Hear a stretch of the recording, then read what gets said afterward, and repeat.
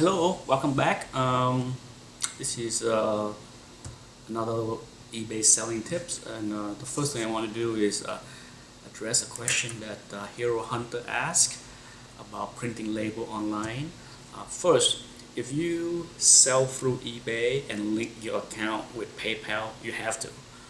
Uh, After somebody bought something from you or won an auction, you can go through the process with eBay and ship it out, and you can print a shipping label right there online, so you will see it once you open an account with eBay. But if you sell outside of eBay, as I do most of the time, you can go to USPS.com like that, and print out a label. It's fairly self-explanatory. What happened is, well, if you sell outside of eBay and still use PayPal as a mean of accepting payment, then when someone pay you, you can click on print shipping label and you go through the whole process, and it will create a shipping label, and you can print it out and then tape it to your package.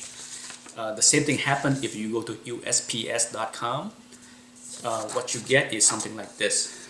Okay, this is a typical printout that you will get from whether you use PayPal or go directly to USPS.com. And normally this is what I do. I get it, I cut this part away, okay, because this is basically the invoice, and so what you have left is this, okay, and that's how, I tape it to the envelope or a box, whatever. So that's basically it as far as printing label online. I think they do sell special label with the glue on the back where you can peel off and attach to it, but to me that's not a big deal. I don't mind taping the box, the label. But that's it. Hopefully that makes sense to you. As far as additional selling tips, one thing I want to mention about is price. Okay, so you have grading, you have packing, but right up there with those two important area is pricing. At the end of the day, you can grade with the best of them, but if you don't price it right, you might have to wait a long time to sell an item. So, I have always list my books or sell my stuff fairly cheap because I bought them fairly cheap, and I just, whenever I want to sell something, I just want to sell it quickly. I don't want to sit there for weeks or months or years waiting for someone to buy it. So my first rule of thumb really is, to be honest, I don't use overstreet price guide.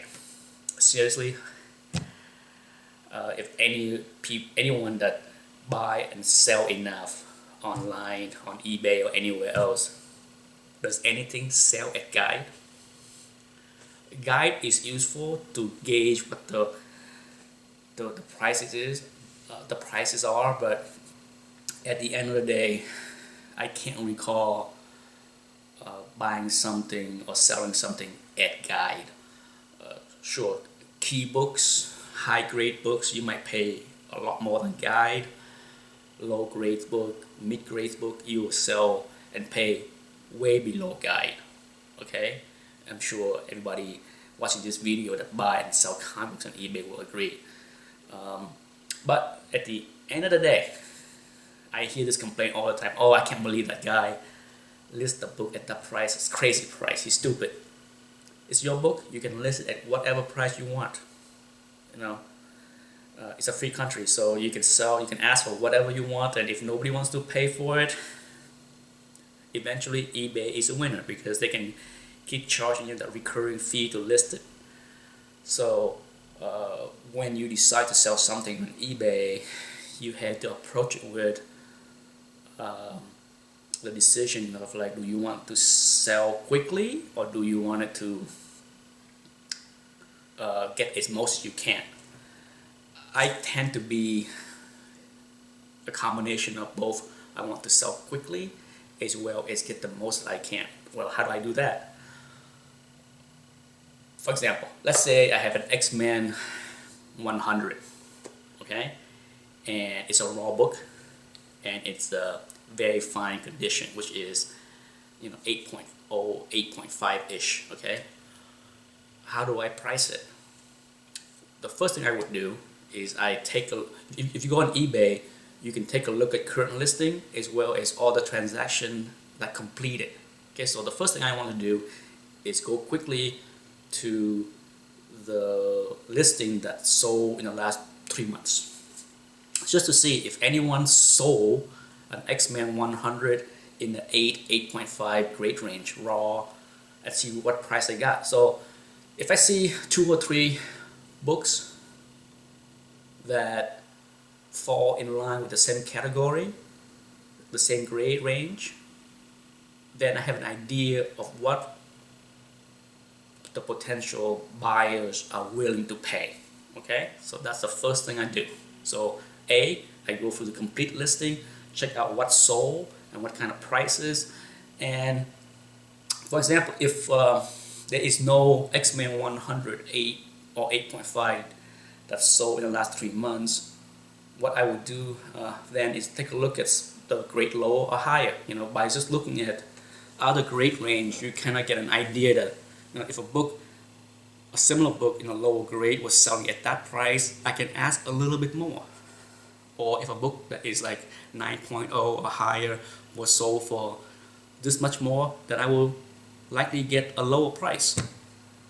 And lastly, I also look at slab books.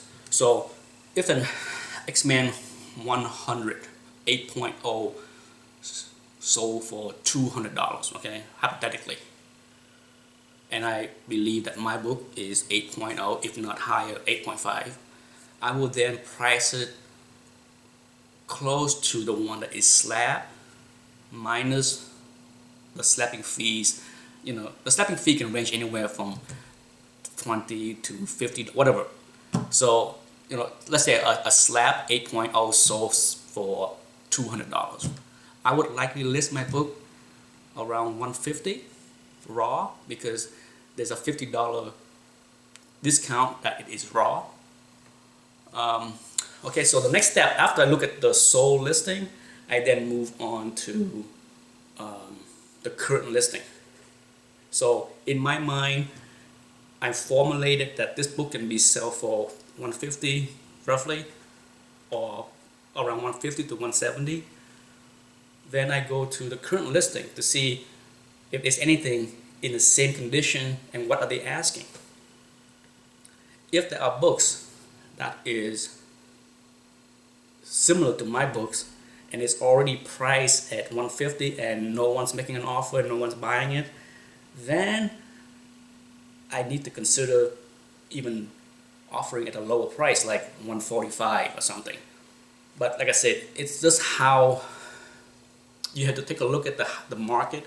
At the end of the day, when people ask me about value or worth of any books, my simple answer is it is worth what a buyer is willing to pay you. Okay, forget what the guide is. It's useful, but I'm not the kind of collector that sit there and enter all my books in a spreadsheets and update the value on a monthly basis or yearly basis based on what the Overstreet price guide said. It doesn't really matter to me, because I know I've sold enough stuff to know that it's very hard to get anything at guide. Very hard. Unless you're talking about key books, yes. But for the average issues, unless it's like 9.4 or 9.6, 9.8, you are not going to get anything near guide. The lower the grade, the worse it gets as far as the big gap between guide and actual value. That's why you go on eBay and you see all the time plenty of things are sold for cheap. So you know pricing, at the end of the day, pricing is very important. That when you sit there and determine what you want to sell and how much you want to sell it for, keep in mind that you know what someone else is willing to pay is what will determine what that book will be sold for. So you can try to list at guide and then with some discount or whatever you want to do, but that's how I do it. It works for me because I find that I tend to be able to get my books sold at what I perceive is current market value, and they sell quickly. Ultimately that was my goal. My goal was to be able to sell my books as quick as I can, at a value that I felt is close to what the market is willing to pay. I just don't throw books out there at some crazy prices and hope people buy it and sit on it for weeks or months or years on eBay. Anyhow, I hope this video helps some people out there, and thanks for watching.